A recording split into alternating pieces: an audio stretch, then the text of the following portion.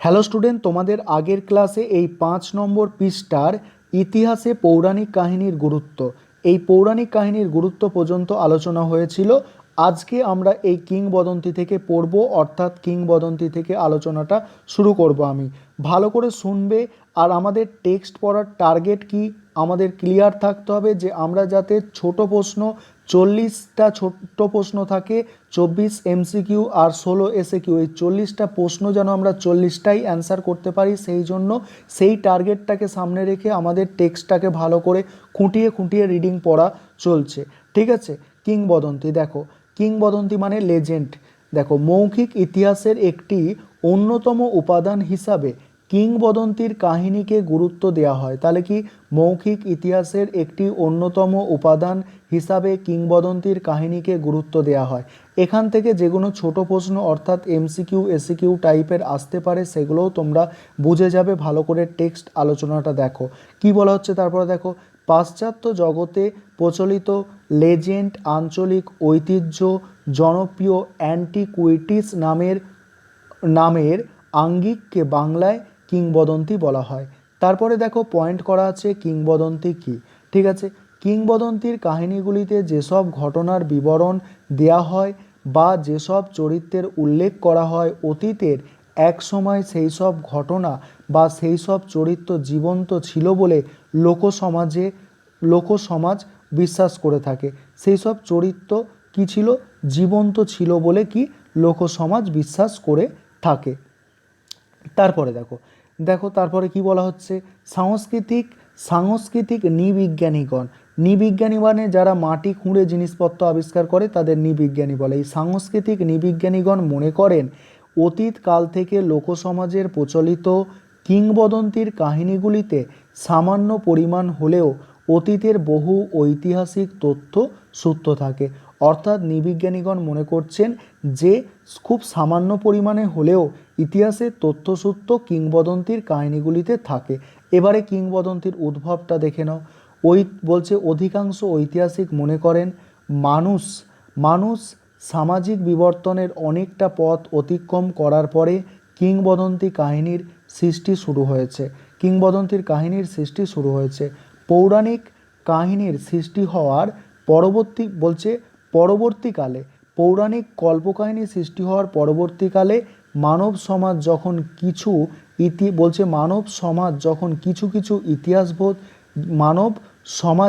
যখন কিছু ইতিহাসবোধ জেগে উঠতে শুরু করে, তখনই কিংবদন্তির পথ চলা শুরু হয়।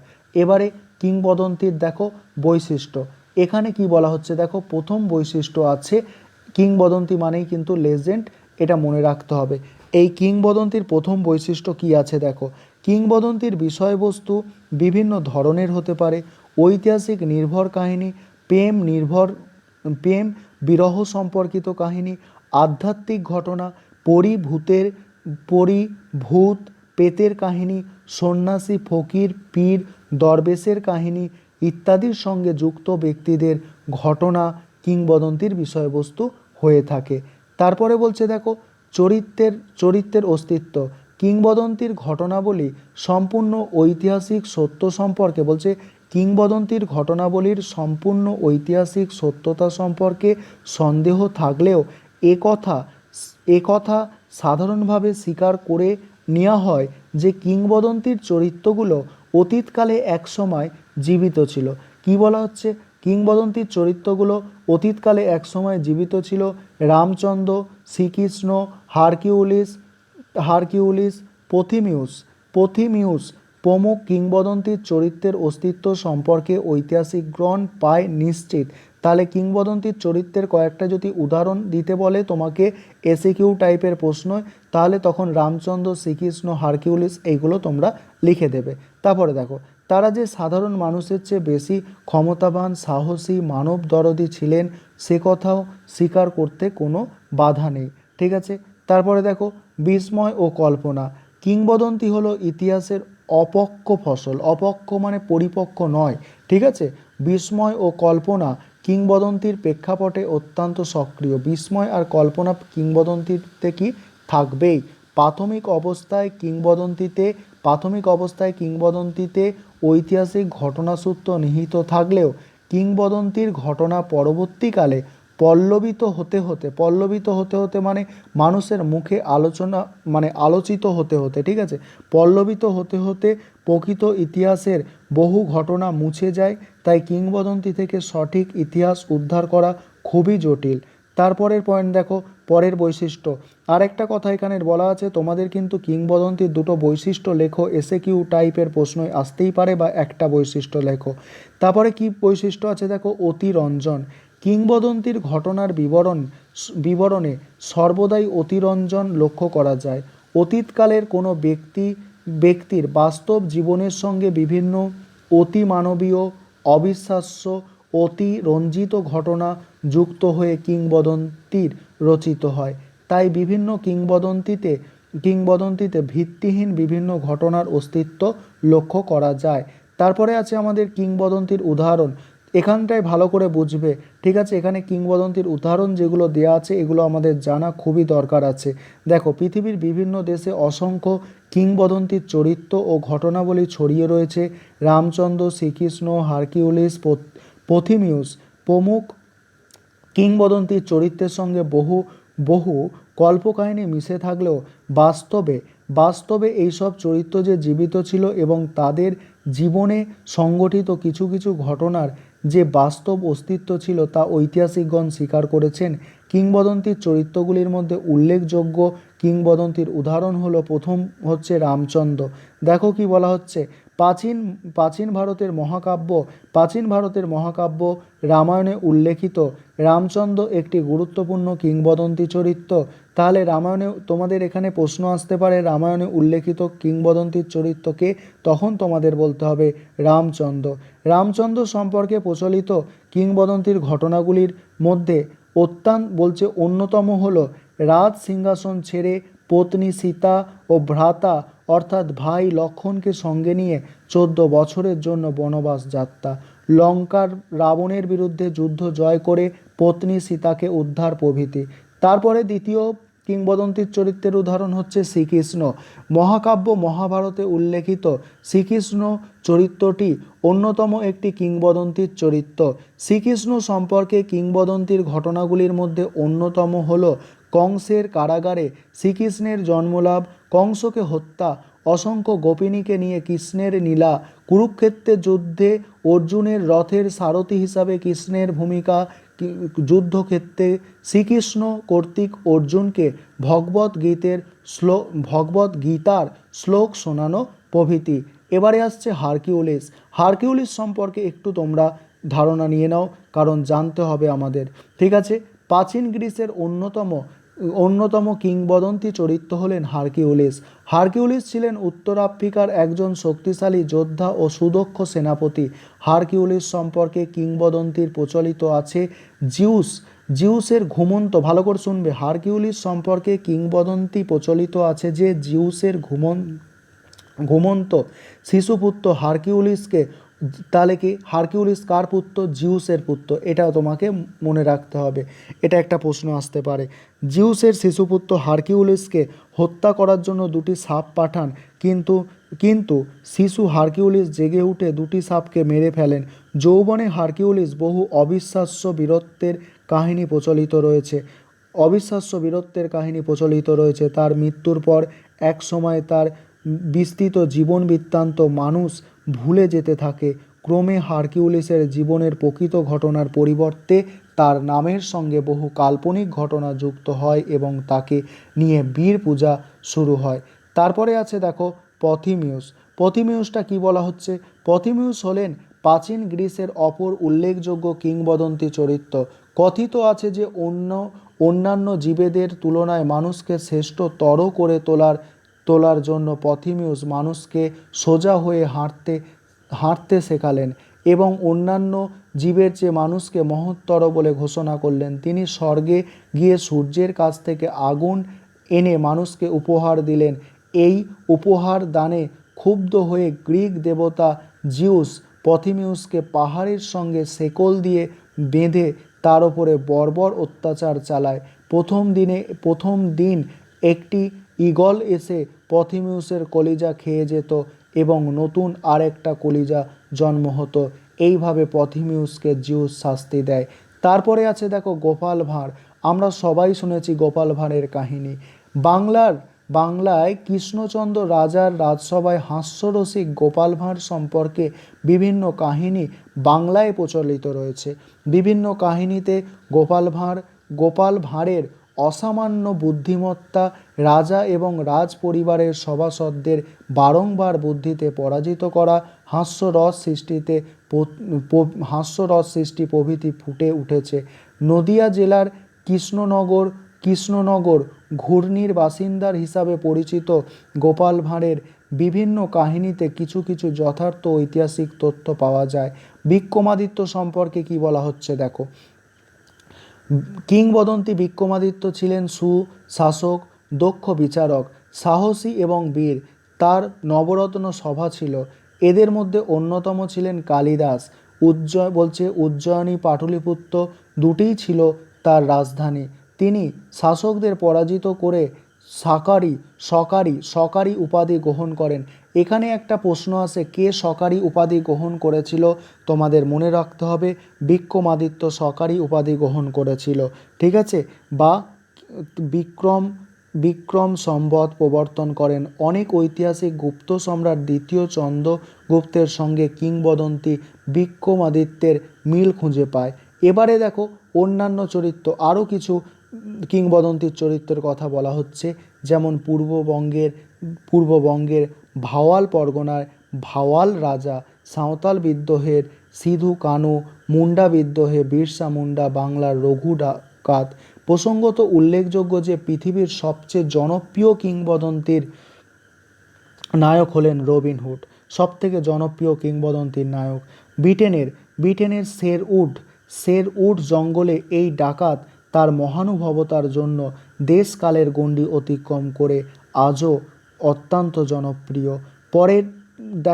পরে কি আছে, পৌরাণিক কাহিনী ও কিংবদন্তির মধ্যে পার্থক্য। এখান থেকেও তোমাদের বড় প্রশ্ন বা ছোট প্রশ্ন আসতে পারে।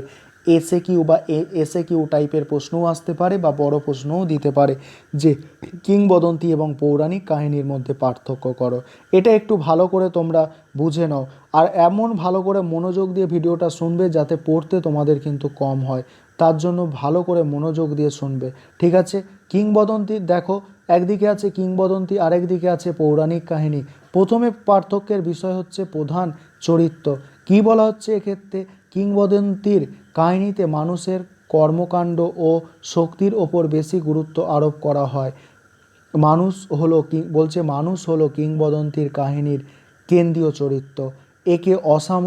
একে অসামান্য ব্যক্তি চরিত্র এবং তার কার্যাবলী কিংবদন্তির বিষয়বস্তু। তারপরে পৌরাণিক কাহিনীতে কি বলা হচ্ছে, পৌরাণিক কাহিনীতে ঈশ্বরের কর্মকাণ্ড ও শক্তির ওপর বেশি গুরুত্ব আরোপ করা হয়। এই কাহিনীগুলিতে লৌকিক জগতে ঈশ্বরই হচ্ছে মূল নায়ক নায়িকা। এবারে দ্বিতীয় পার্থক্যের বিষয় হচ্ছে ভিত্তি। দেখো, অধিকাংশ ক্ষেত্রে কিংবদন্তির কাহিনীগুলির একটি সামাজিক বা সাংস্কৃতিক ভিত্তি থাকে। কোনো না কোনো সমাজ, সভ্যতা ও সংস্কৃতির ওপর ভিত্তি করে কিংবদন্তির কাহিনীগুলি গড়ে ওঠে। পৌরাণিক কাহিনীগুলি সাধারণত ধর্মভিত্তিক হয়। পৃথিবী কিভাবে সৃষ্টি হয়েছিল বা কিভাবে কোনো পৌরাণিক প্রথার উদ্ভব ঘটেছিল, এই ধরনের বিষয়গুলি প্রধানত পৌরাণিক কাহিনীতে আলোচিত হয়। এবারে পরের পার্থক্য বিষয় হচ্ছে কালপঞ্জি। সম্পূর্ণ যথার্থ না হলেও বর্তমান সময়ের ভিত্তিতে কিংবদন্তির ঘটনাগুলির একটি আনুমানিক কালপঞ্জি থাকে। এদিকে বলা হচ্ছে পৌরাণিক কাহিনীতে বর্তমান সময়ের ভিত্তিতে পৌরাণিক কাহিনীর কোনো ধারাবাহিক কালপঞ্জি থাকে না। পৌরাণিক কাহিনীগুলি একটি নিজস্ব কালপঞ্জি থাকে। তারপরে বলছে বাস্তবতা পরের বিষয়, পার্থক্যের বিষয়। কিংবদন্তির ঘটনার একটি মূল ঐতিহাসিক ভিত্তি থাকে। যেমন রামায়ণ মহাকাব্যের মূল চরিত্র রামচন্দ্র সম্পর্কে বহু কিংবদন্তি অর্থাৎ অবিশ্বাস্য কাহিনী প্রচলিত থাকলেও অযোধ্যার রামচন্দ্র নামে একজন রাজা অবশ্যই বাস্তবে ছিলেন। আর পৌরাণিক ব্যক্তি বা ঘটনার সঠিক কোনো প্রমাণ বা ঐতিহাসিক ভিত্তি থাকে না। ভিত্তি থাকলেও তা অত্যন্ত দুর্বল। যেমন হিন্দু পুরাণে আছে যে সৃষ্টির পর পৃথিবী একটি কচ্ছপের মাথার ওপরে অবস্থান করত, ঠিক আছে। তারপরের পার্থক্যের বিষয় হচ্ছে সহায়ক উপাদান। কিংবদন্তির গল্পকে এগিয়ে নিয়ে যাওয়ার প্রয়োজনে সহায়ক উপাদান হিসাবে বিভিন্ন কাল্পনিক উপাদানকে ব্যবহার করা হয়। আর তারপরে এখানে কি বলা হচ্ছে, পুরাণের গল্পকে এগিয়ে নিয়ে যাওয়ার প্রয়োজনে সহায়ক উপাদান হিসাবে উপমার ব্যাপক ব্যবহার করা হয়। পরে হচ্ছে দেখো বিষয়বস্তু। এক্ষেত্রে কি বলা হচ্ছে, কিংবদন্তিতে কোনো অতীত সংস্কৃতির এক অসামান্য ব্যক্তি চরিত্র থাকেন, তবে তবে তার ঘটনার ভিত্তিকে বাস্তবতা দানের উদ্দেশ্যে নানা কাল্পনিক চরিত্রের আগমন ঘটানো হয়। এদিকে বলা হচ্ছে প্রাকৃতিক জগতের বিবরণ দিতে গিয়ে উপমার ব্যবহার উপমার ব্যবহার এর ভিত্তিতে অতীতের বর্ণনা করা হয়। গল্পের প্রয়োজনের তাগিদে অতীতের সংস্কৃতির সঙ্গে ঈশ্বরকে যুক্ত করা হয়। এবারে আমরা পরের যে পাঠটা পড়ব, কিংবদন্তির গুরুত্ব। এই পাঠটা আমাদের কিন্তু বেশি ইম্পর্টেন্ট। এখানে কি বলা হচ্ছে দেখো, মৌখিক ইতিহাসের উপাদান হিসাবে কিংবদন্তির গুরুত্বগুলি হলো, এক হচ্ছে ঐতিহাসিক তথ্যসূত্র। এক্ষেত্রে কি বলা হচ্ছে দেখো, বিভিন্ন কিংবদন্তির ওপর ভিত্তি করে বিভিন্ন ঐতিহাসিক ঘটনার সত্যতা নিরূপণ করা সম্ভব হয়। উদাহরণ হিসাবে পূর্ববঙ্গের সীতারকোট, তারপরে বেহুলার বাসরঘর, অরুণধাপ দেখো, অরুণধাপ ঢিবি, টুঙ্গির শহর ঢিবি প্রভৃতি স্থান সম্পর্কে বহু কিংবদন্তি প্রচলিত রয়েছে। আর এই কিংবদন্তির পরিপ্রেক্ষিতে সীতারকোটে উঁচু ঢিবিতে 1968 সালে, এই সালগুলো মনে রাখবে, এবং 1972 খ্রিস্টাব্দে এবং অন্যান্য স্থানগুলিতে 1978 খ্রিস্টাব্দে পরীক্ষামূলক খনন কার্য চালিয়ে প্রাচীন বৌদ্ধ বিহারের অস্তিত্ব পাওয়া গেছে। পরের পয়েন্ট হচ্ছে দেখো আমাদের আনন্দদান। কিংবদন্তির আরেকটা গুরুত্ব হচ্ছে আনন্দদান। এখানে কি বলা হচ্ছে, কিংবদন্তির ঘটনাগুলি অতীত কাল থেকে মানুষের মুখে মুখে প্রচারিত হয়ে লোক সমাজকে আনন্দ দিয়ে যাচ্ছে। কিংবদন্তিতে আনন্দদায়ক উপাদান আছে বলেই এগুলি বংশ পরম্পরায় বর্তমান কালে এসে পৌঁছেছে। সেই সূত্রেই কিংবদন্তির মাধ্যমে বিভিন্ন ঐতিহাসিক সূত্র বর্তমানে আমরা জানতে পারি। এবারে আছে আমাদের শিক্ষাদান। পরের পয়েন্ট আর কি, পরের গুরুত্ব, এটা কিন্তু খুব ইম্পর্টেন্ট। দেখো, বর্তমানকালে মানুষকে কিংবদন্তির ঘটনাগুলি অতীতের নৈতিকতা, বীরত্ব প্রভৃতি বিষয়ে তথ্য সরবরাহ করে। এগুলি থেকে বর্তমানকালে মানুষ নৈতিকতার শিক্ষা লাভ করতে পারে এবং জীবনে চলার পথে সাবধানতা অবলম্বন করতে পারে। তারপরে দেখো পরের পয়েন্ট কি আছে, দেখো পরের পয়েন্ট আছে ঐতিহাসিক ভিত্তি। এখানে কি বলা হচ্ছে, কিংবদন্তির কাহিনীর রূপকার কাহিনীর মতো সম্পূর্ণ কাল্পনিক নয়। বহু ক্ষেত্রেই কিংবদন্তির কাহিনীগুলির বাস্তব ভিত্তি আছে। বাংলার কিংবদন্তি চরিত্র রঘু ডাকাতের কালী পুজোর ভিত্তিতে আজও একটি কালী মন্দির চিহ্নিত করা হয়। তাই কিংবদন্তি থেকে যথার্থ ঐতিহাসিক উপাদান পাওয়া সম্ভব। এবারে আসছে আমাদের সমালোচনা। এক্ষেত্রে কি বলা হচ্ছে দেখো, কিংবদন্তির কাহিনীগুলি বিভিন্ন গুরুত্ব থাকলেও এর কিছু ত্রুটি বিচ্যুতি রয়েছে। কিংবদন্তিগুলি প্রজন্মের পর প্রজন্ম ধরে মুখে মুখে প্রবাহিত হওয়ার ফলে ইতিহাসের অতীত ঘটনাবলীর সঙ্গে বহু কাল্পনিক ঘটনা যুক্ত হয়ে পড়ে।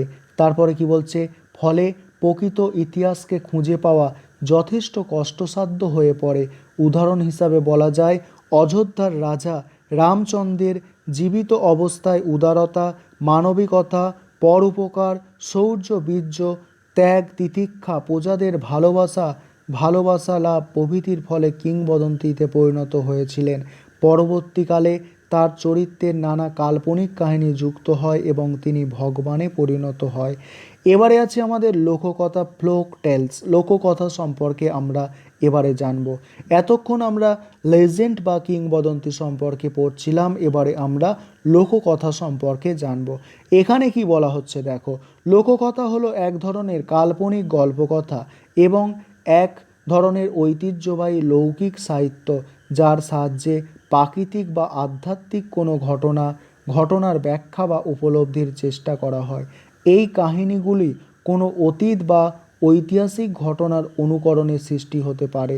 লোককথার কাহিনীগুলির উদ্ভব কাল সম্পর্কে সঠিকভাবে কিছু জানা যায় না,